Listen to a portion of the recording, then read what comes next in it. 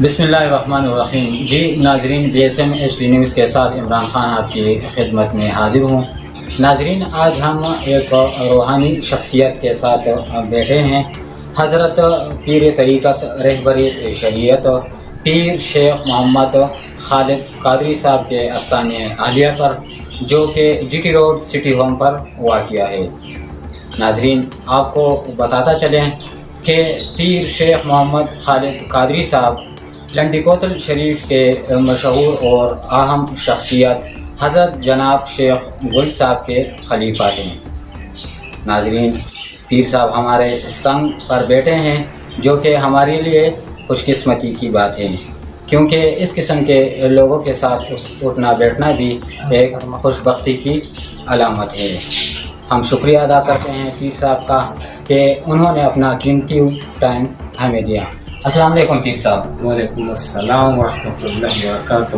کیسے ہیں جی آپ؟ الحمدللہ. سب سے پہلے تو میں عمران صاحب آپ کا اور آپ کی ساری یہ BSM کی جتنی ٹیم ہے کا شکریہ ادا کرتا ہوں کہ آپ لوگ یہاں آئے، تشریف لائے. آپ لوگوں کا بہت شکریہ. اچھا پیر صاحب، سب سے پہلے یہ بتائیں کہ آپ تو ایک ڈاکٹر تھے، روحانیت کی جانب کس طرح رجحان ہوا، یہ بتائیں جناب.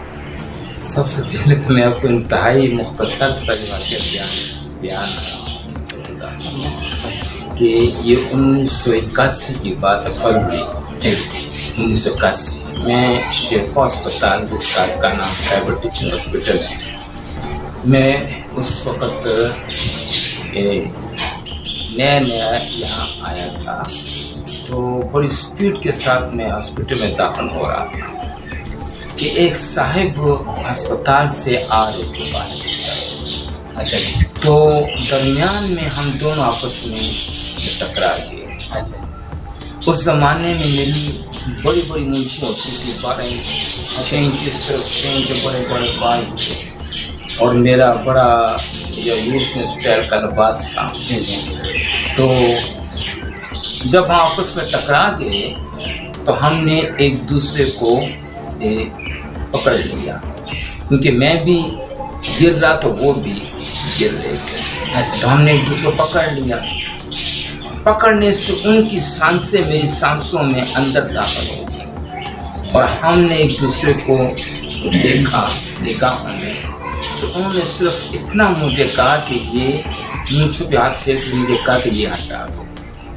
بس یہ کہہ کر وہ ایک سائڈ پہ روانہ ہو گئے. میں نے دیکھا کہ میرے ہسپتال کا بہت سارا عملہ اس کے ارد گرد جمع ہے، کوئی اس کے ہاتھ چوم رہے ہیں، کوئی. میں بڑا حیران تھا کہ میں یہاں ہسپتال کا بندہ ہوں اور یہ میرا سٹاف ہے، مجھے کوئی نہیں پوچھ رہا.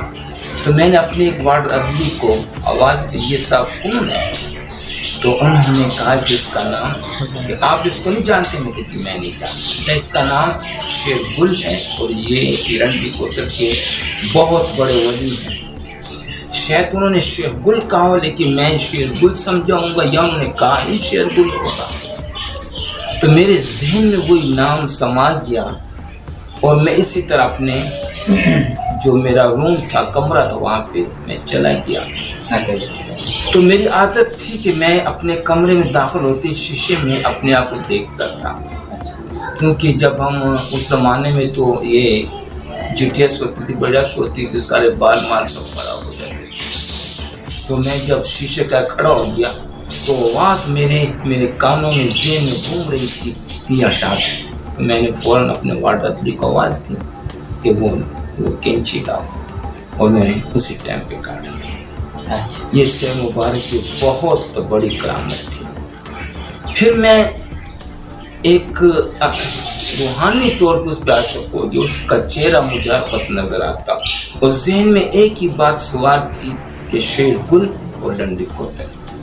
اتفاق سے ایک مریض میرے پاس آ گیا جس کو منہ کا فالج تھا، لقوا جسے ہم کہتے ہیں. تو جب میں نے اس کی ہسٹری دی تو میں نے پوچھا کہ کہاں سے آئے ہو؟ تو اس نے بتایا کہ میں لنڈی کوتل سے آیا ہوں. سو کہا آپ ڈاکٹر تھے؟ جی. چیک اپ کے لیے آیا تھا؟ جی ہاں. اس کو فالج ہوا تھا، اور میں اس وقت فزیو تھراپی ڈپارٹمنٹ میں کام کرتا تھا. جی. تو جب اس نے لنڈی کوتر کا بتایا تو میرے اوپر ایک اور بھی بہت اثر ہوا. تو میں نے ان سے پوچھا کہ آپ کے کوئی وہاں بہت بڑی روحانی شخصیت ہے شیر گل کا؟ نہیں، اس کا نام شیر گل ہے. بہرحال بہت مختصر بتاتا ہوں کہ ایک دن 23 مارچ 1981 میں وہاں پہ ان کے ساتھ چلا گیا. تو سے مبارک حضرت شیر گل سے مبارک رحمۃ اللہ علیہ جب آئے تو مجھ سے ملے تو انہوں نے مجھے ملتے ہی کہا کہ مجھے معلوم تھا کہ تم ضرور آؤ گے. تو بس اس کے بعد پھر بس سب کچھ میرا چینج ہو گیا. آج یہ جو مجھے آپ دیکھ رہے ہیں یہ سب ان کی جو ہے نظر کا کمال ہے. سبحان اللہ. اچھا پیر صاحب یہ بتائیں طریقت اور روحانیت کے بارے میں ہمارے ناظرین کو ذرا تفصیل سے بتائیں. سب سے پہلی بات تو یہ ہے کہ اللہ تعالیٰ کو حاصل کرنا. اللہ تعالیٰ کو حاصل کرنے کے لیے انسان اللہ اور اس کے رسول کے بتائے ہوئے راستے پر جب چلتا ہے اس راستے پہ چلتے ہوئے اللہ تک پہنچ جاتا ہے. مسلمان ہونا آسان ہے لیکن مومن ہونا مشکل ترین کام. ایک آدمی شراب پیتا تو آپ اس کو کافر نہیں کہہ سکتے. ایک مسلمان ہے، مسلمان تو ہے لیکن وہ امتی نہیں. امتی بننا، مومن بننا یہ مشکل ترین کام ہے. تو اس کے لیے ایک مرشد کی ضرورت ہوتی ہے جو اس کا ہاتھ پکڑ کر اللہ اور رسول کے ہاتھ تک اس کا ہاتھ دے دیتا ہے. بس اسی ہی کا نام روحانیت ہے، تصوف. کرامات کیا چیز ہے پیر صاحب؟ کرامات جو ہے سب سے پہلے تو میں آپ کو ایک چھوٹی سی مثال، نہیں ایک بہت بڑی مثال ہے ہمارے لیے، بہت بڑی مثال ہے. اگر کوئی کرامت کو نہیں مانتا تو میں اس کے لیے مثال دوں گا کہ ایک دفعہ حضرت عمر رضی اللہ عنہ خطبہ دے رہے تھے اور ان کا ایک جرنیل جن کا نام ساریہ تھا وہ وہاں سے 1000 میل دور، اب میرے یاد نہیں کہ وہ کس جگہ پہ جنگ لڑ رہا تھا. تو خطبے کے دوران حضرت عمر رضی اللہ تعالیٰ عنہ نے اس کو آواز دی، یا ساریہ، جس کو اردو ترجمہ کچھ نہیں، یا ساریہ اس پہاڑ کی طرف آ جاؤ. پھر کہا یا ساریہ اس پہاڑ کی طرف آ جاؤ. کس دفعہ پھر کہا. تو صحابہ کرام جب وہ خطبہ ختم ہو گیا، نماز ہو گئی، صحابہ کرام نے پوچھا کہ اے امیر المومنین، آج تو آپ نے ایک ناشنا سا کام کر دیا. تو آپ نے فرمایا کہ میرا ایک جرنیل جس کا نام ساریہ ہے وہ یہاں سے کئی 1000 میل جنگ لڑ رہا ہے کفار کے ساتھ، اور وہ جنگ لڑتے لڑتے بہت آگے چلا گیا ہے. تو کفار اس کو پیچھے کی طرف گھیر رہا، تو میں اس کو دیکھ رہا تھا. تو میں نے اس کو آواز دی کہ یا ساریہ پہاڑ سے پیچھے آ جاؤ. تو انہوں نے میری آواز سنی اور وہ پہاڑ کی طرف پیچھے آگے اس طرح بچ گیا. یہ جو حضرت عمر رضی اللہ عنہ کا یہ واقعہ ہے کہ کہاں حضرت عمر رضی اللہ عنہ کہاں وہ ساریہ، بیچ میں 1000 میل کا فاصلہ، اس کو کرامت کہتے ہیں. جو چیز کسی پیغمبر سے، نبی سے سرزد ہو جائے اس کو معجزہ کہتے ہیں. اور جو کام جس کو عقل نہ مانتی ہو اور وہ کسی نیک بندے سے ہو جائے تو اس کو کرامت کہتے ہیں. اچھا پیر صاحب یہ بتائیں کہ طریقت کے لیے کسی مرشد کا ہونا ضروری ہے کیا؟ مرشد کے بغیر یہ منزل پار نہیں ہو سکتی، اس بارے میں تفصیل سے بتائیں گے. دیکھیے، جب ایک ڈاکٹر یا ایک انجینئر بنتا ہے تو وہ کسی کالج میں کسی کا اسٹوڈنٹ ہوتا ہے، اس کو سب کچھ راہ دکھاتا ہے. روحانیت جو ہے یہ بغیر مرشد کے نہیں حاصل ہو سکتی. اور شیخ سعدی رحمۃ اللہ علیہ فرماتے ہیں کہ روحانیت کے اگر 100 درجے کر دیے جائیں، 100 درجے، تو 99 درجے جو ہیں وہ مرشد سے حاصل ہوتے ہیں، اور بغیر مرشد کے کوئی شخص روحانیت کی منزل نہیں پا سکتا۔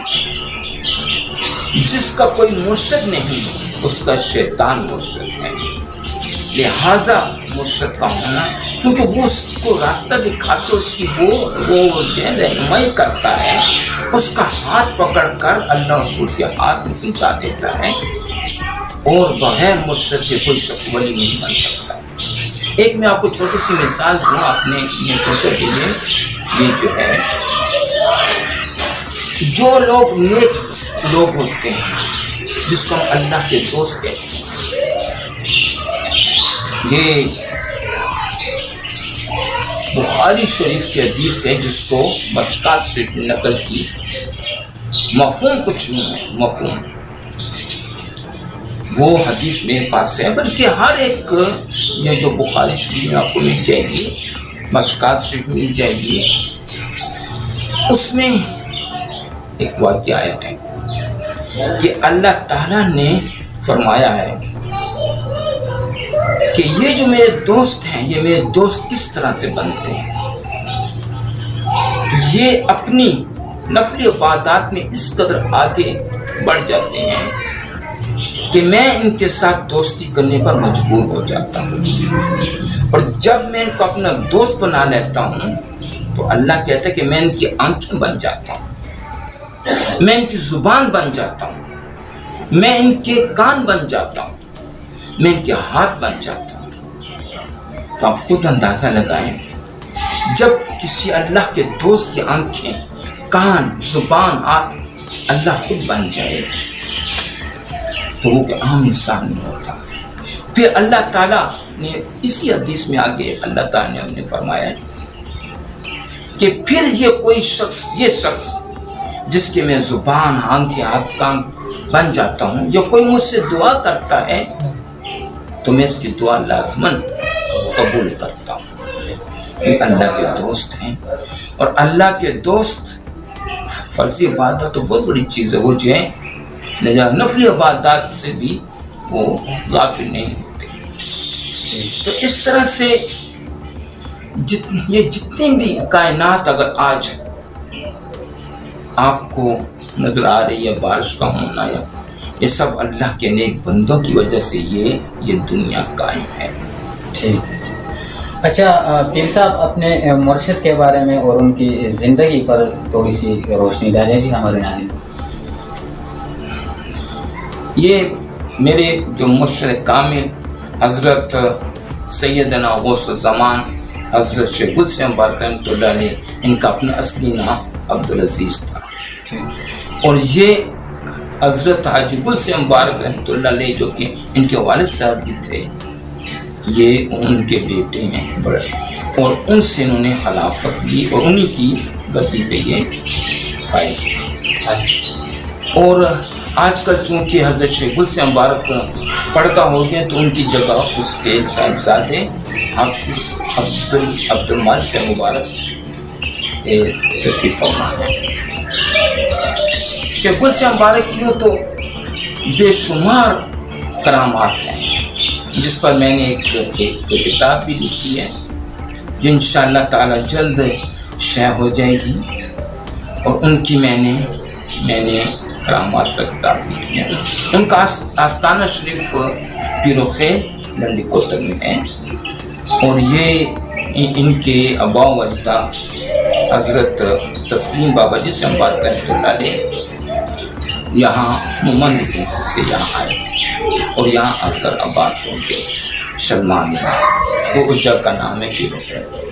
اچھا پیر صاحب، آج کل ایک مسئلہ ہے ملک میں، ہر ایک دوسرا آدمی جو ہے وہ پریشان ہے، بے سکون ہے اور مشکلات میں گھیرے ہوئے ہیں۔ کیا وجہ ہے؟ دین سے دوری، قرآن سے دوری، یا کوئی اور وجہ؟ اس بارے میں بتائیں۔ دیکھیں، ایک میں آپ کو چھوٹی سی بات بتاؤں، اللہ تعالیٰ کبھی इंसानों पर सख्ती नहीं करता। जब इंसान खुद जालिम हो जाए तो फिर अल्लाह उनको सजा देते। रोज फातिमा से कहते कि मैं समझ गया जब इंसान से भी गलतियाँ हो जाती हैं, जब वो अपने मालिक की बात नहीं मानता तो फिर उसको भी चित्र लगाने पड़ते हैं।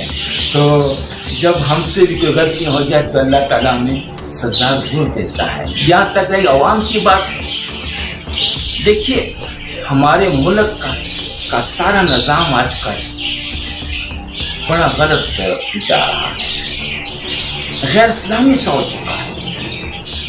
आप किसी एक अदारे को आप देख लें, वहाँ पे वो चीज़ नहीं है जो अल्लाह रसूल का हुक्म है।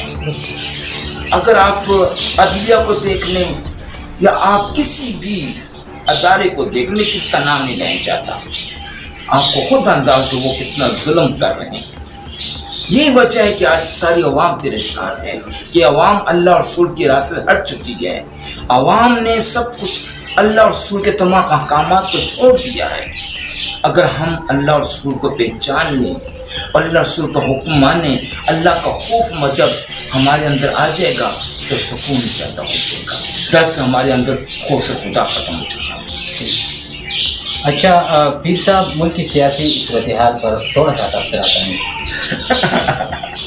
देखिए ये एक बड़ी अजीब सी बहस है, क्योंकि हमारे जो कि इज़्ज़तमंद वो हर एक पार्टी से तल्लुक़ रखते हैं। लेकिन सियासी में मुख्तसर दो अल्फाज में एक बात कहूँगा, अगर हमारे तमाम सियासतदान अपनी ज़ाती मफाद को, अना को छोड़ दें और आपस में इत्तेफाक होकर इस मुल्क को बचाने का सोचें तो मेरा ख्याल है कि ये सारे मसाइल ख़त्म हो जाएंगे। आज अगर सियासत में अगर कोई मसाइल हैं तो हमारी ज़ाती अना की वजह से हैं। हर कोई ये चाहता है कि मैं हुकूमत करूं और सब कुछ मेरे अंडर हो, ऐसा नहीं हो सकता। हमें हर एक को साथ लेकर चलना होगा। आप देखिए फॉरेन कंट्री में जो सब जीतता है वो सदर बन जाता है, जो आता है वो उसका जो है ना वो बन जाता है, नया सदर बन जाता है। लेकिन यहाँ पे हारने वाले को हम जो है ना ये जेल में दे देते हैं। अगर चाहे गलतियाँ बहुत हैं हमारे सियासतदानों में, इतनी गलतियाँ कि हम सोच भी नहीं सकते, लेकिन अल्लाह ताला हम सबको हिदायत दे और अल्लाह माफ़ करे।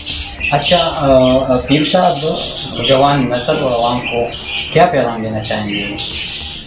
बहुत अच्छी बात की है। हमारे इस मुआशरे में तबाही की चीज़ है ये जो है मोबाइल। हमने अपनी सारी तवज्जो मोबाइल पे दे दी है। मोबाइल ने हमें हर चीज़ से दूर कर दिया है और हमारे जहन गंदे हो चुके हैं। एक दफ़ा इमाम गज़ाली रहमतुल्लाह अलैह दर्स दे रहे थे कि उनसे एक हदीस भूल गई। हालांकि इमाम गज़ाली रहमतुल्लाह अलैह आज तक कभी कोई हदीस उनसे नहीं हुई। अचानक उनसे वो हदीस भूल गई, थोड़ी देर चुप हो गए तो उन्होंने कहा ओ आज मेरी एक नज़र पड़ गई थी एक ख़तून पर जिससे मुझे हदीस भूल गई। तो सरकार हम पता नहीं कितनी औरतों को हम देखते हैं, हमारा क्या असर होगा। हमारे ज़हन गंदे हो चुके हैं। मैं सबसे पहले नौजवान नस्ल को ये कहूँगा कि आजकल एक और मसला है। सुबह आप जाएं मस्जिद में 5-6 अफराद होते हैं, वो भी जो है ना बूढ़े बूढ़े खड़े होते हैं। ये हमारे बहुत बड़ा अलमिया है। आज का हमारी जो जवान नस्ल है वो जो है उस वक्त उठती जब सूरज सर पे होता है। ये हमारे बहुत बड़ा अलमिया है।